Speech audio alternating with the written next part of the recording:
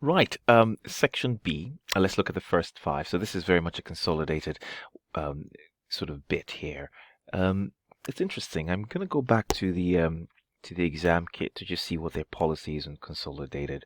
From these last two mocks, it feels as though consolidated seems to be featuring in the section A and B, and then you're having a single entity. But it's still important to understand. I mean, the marks are just as, I mean, there are literally um, 10 marks here on it, and I've seen it, or we've already seen it dotted still in the paper. So you're still possibly being tested at least almost up to 15 marks. Who knows, maybe 20, as we'll see going forward. Right, so let's look at this. So this first question, so nice question, I thought, not a bad question.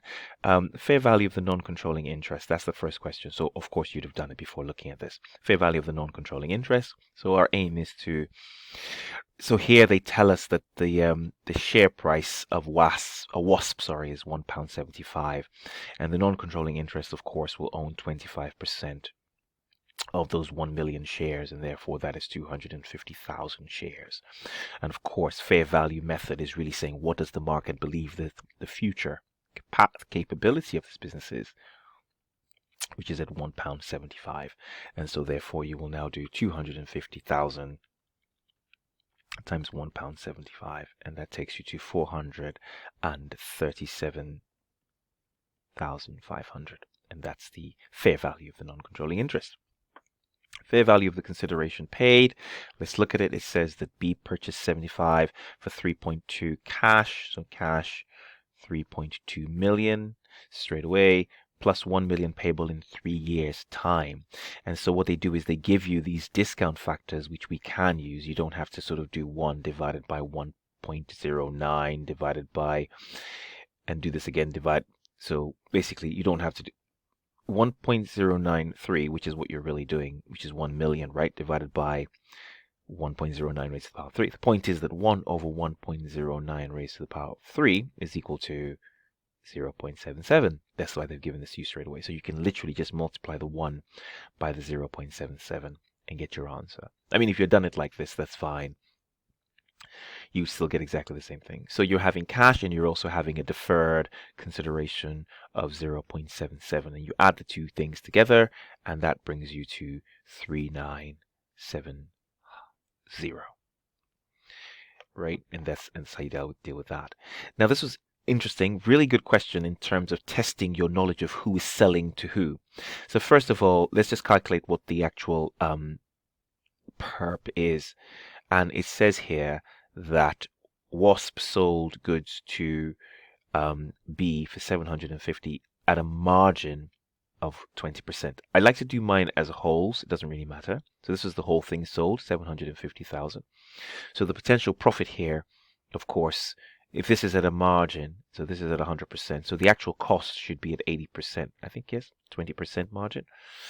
So the actual cost should be at 80% of these goods. So 80% basically of 750. Doesn't really matter. 80% of 750,000 is 600,000. So these goods should be held here. Well, this is the cost of these goods. They should never have had this, technically, this profit. So you have 150 sitting up here. And it tells you that half of the goods have been sold. So if half of the goods have been sold, therefore half of this is realizable. So this profit is realizable. So you have stock sitting here basically of 150,000 and 300,000. So you have stock that should really be recognized at 300,000 being recognized at 450,000. Sorry, this is 75,000.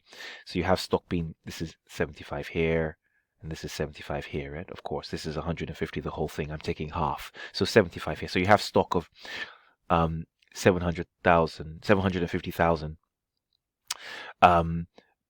You have stock of 300,000 really being recognized at 375,000. So 75,000 is the pup.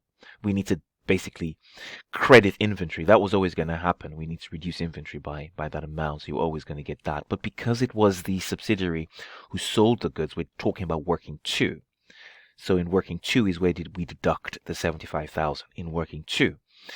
And so because of that, that affects the post-AC profits in working two. And remember that post-AC, those post-AC profits are shared between parent and subsidiary.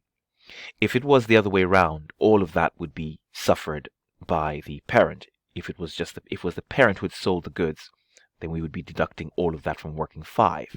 All of that 75 would have just hit the group retained earnings. But because working 2 post-tax is always shared between both parties, you have C, D, and E to thank for the arguments here. So C, D, and E are your answers here. And then the question says, what is the fair value of their assets at the beginning of the year? So let's just look again.